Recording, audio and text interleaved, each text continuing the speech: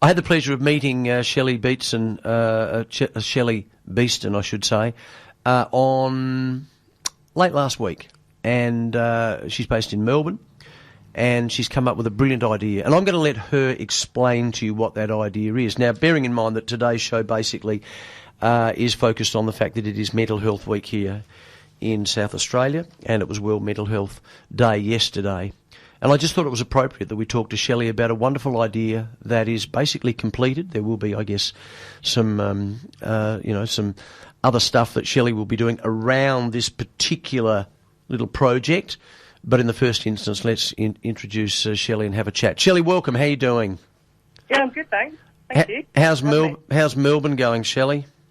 It's going all right. I mean, we're a little bit over lockdown, but, we see the opening and soon we'll be out there. So, wonderful. Yeah, the end's in sight. Well, that's a wonderful glass half full attitude, actually. I didn't expect that first up because from what we read, it's just been horrendous. But anyway, that's a wonderful attitude, and I think it's so apt for this week.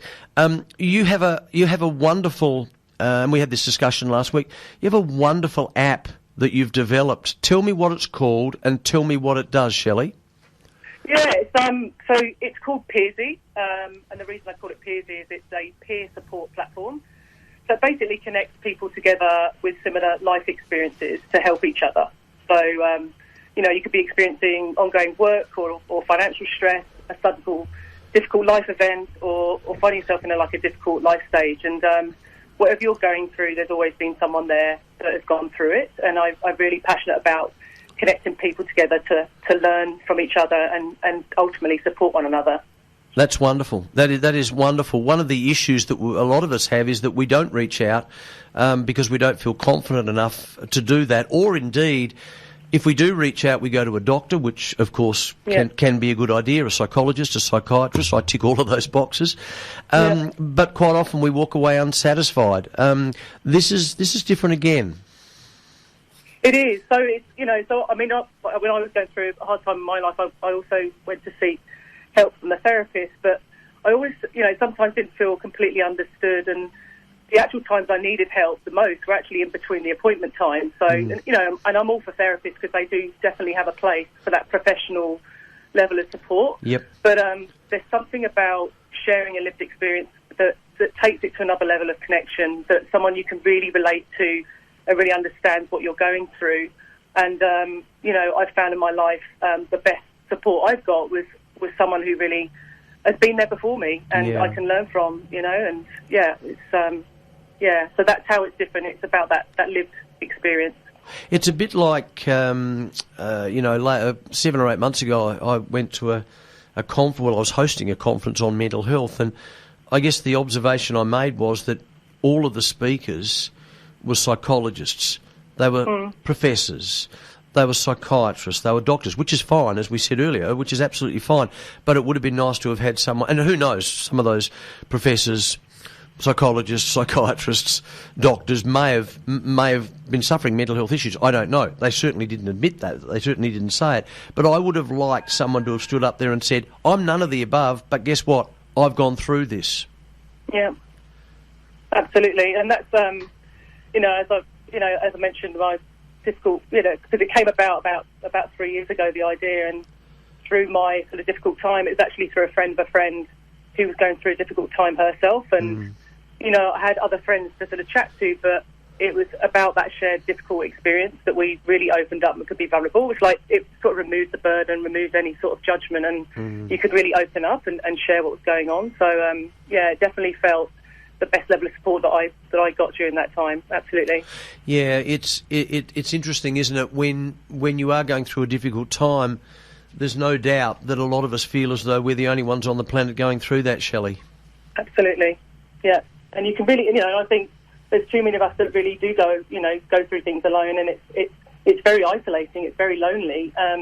Even if you've got really good support network of family and friends, there's some things you don't want to be known for, and I think of myself at times of work where you don't want to admit that you're struggling because your peers in the workspace you may not want to open up about. So this is a way to provide that level of connection and support through someone like a friend, but you're anonymous. Yeah, So wonderful. again, Yeah, it's wonderful. Now, in a very general sense, can you explain how it works? I mean, just, without going into the technicalities, but just for those who are, who are interested in it, and we'll get the website in a second, how they can get hold of it, but how does it work, just, I guess, physically, really? What do you have to do? Yeah, so you do, you create a simple profile, and the profile's anonymous. So a lot of those social profiles out there, you're known, and you basically put a picture of yourself up, but in the app itself, you put pictures of what matters most to you on the inside, and not what you look like. So I'm trying to take away that level of comparison and I love it. and just make people feel safe to sort of share what it is about them. Yeah. But it's simple as that. Like, you create your profile, you go swipe through different profiles, find people that you really connect to based on your experiences, values, interests. And then through a mutual connection, you can start to chat, and it's literally those 3 steps, and then you can chat and help each other. And it's also got some community component to it too, but that's mainly on helping people share what works for them in a community space, again, to help each other. Yeah, it takes away the pressure, doesn't it? It takes away the the anxiety of being anxious, really, about talking to someone about it. I guess, again, for me, going to the psychologist or psychiatrist or doctor was nothing to me. I mean, I did it and it was fine. Sometimes it worked, sometimes it didn't. But I didn't get anxious about that. But some people get anxious about that, don't they? They do, and this takes that away, because you don't have to be known, and it's, sometimes the most people you open up to are strangers, definitely trying to take that anxiety away from people. Yeah. Yeah. So I presume that you can befriend as many people as you like. Is that correct? Yes, it is. Yeah. So it's you've got the choice of who you connect with. So it's like creating your own personal support network, but it's mainly it is around support. So wow. it's known around support, and you can support others or get support yourself. So it may be like you've got your friends in life. You've got different people that you might support, or other people that you get support from. So you choose sort of your level of support that you need and who you connect with through it. So, yeah, it's like your go-to network, really. Yeah. I love it. Look, it's probably a boring question, but it's interesting to me, and I hope it is for some others. Again, without going through the absolute, detail, but how long does it take to develop something like this? Like, come up with the idea, obviously, is one thing, but how long does it take generally to start it and finish it? Yeah, so I started, so the idea came about a couple of years ago, but I started the development in April last year. Yeah. And it's literally got, in 2 weques' time, it's going to be launching. So it's been, since April last year, basically. Wow. And look, I don't think it's appropriate at this stage to go in depth in regard to the issue that you were going through, but what I would ask you, though, is, do you feel better about that now? And how much have these, what percentage, not so much what percentage, but how significant has the chats that you've been able to have with not so much like-minded people again, but people who are going through a similar issue, how much has that helped you feel better? Presumably you do now. Yeah, absolutely. I mean, and that's the thing that helped at that real time of crisis, where you just wanted to, I wanted to chat to someone all the time just to express and feel heard. And when I found that friend who we talked through, we both off work, we could discuss every day, which was great, and that's why I wanted to help people find that sort of level of support that you might not get elsewhere. But it's now helped in how I express myself ongoing with different things that come up in my life now. Like, we all have different stresses we go through, and sometimes we don't have the people to talk to, but it's now opened me up to help me be a lot more vulnerable, and through that others are vulnerable too, and you can help each other. So say that last bit again. Say that last bit again. It helps what? It helps. So it's helped me be more vulnerable, but also through that vulnerability, other people can be vulnerable too, and then you start to open up and really help one another. See, that's interesting, and the reason I asked you to repeat that is because a lot of people would think, well, hang on, I don't want to be vulnerable, but being vulnerable is a strength, isn't it? Absolutely. And it's only through going through it with someone that I, was supportive that I was able to open up. So, yeah. That's a wonderful thing. So, are you still friends with these people that you've dealt with? How does that work? Yeah, absolutely. So, we're still really good friends, and it actually, because she was a friend of a friend, and it's really deepened our relationship actually. Wow. To another level, and she was like my lifeboat at the time. Like, that's how I see that relationship, and it's a friend for life because of the level of what we shared with each other. That you don't necessarily get in some relationships in your life. So I was very lucky to have that. Actually, I feel very lucky. Yeah, that's beautiful. And I guess and what about, and again, without going into specifics, but what about some of those key people that you met as a result of this? Has it helped them enormously as well? I presume so. Yeah, it has, and they've actually gone on to do peer support as a profession. Fantastic.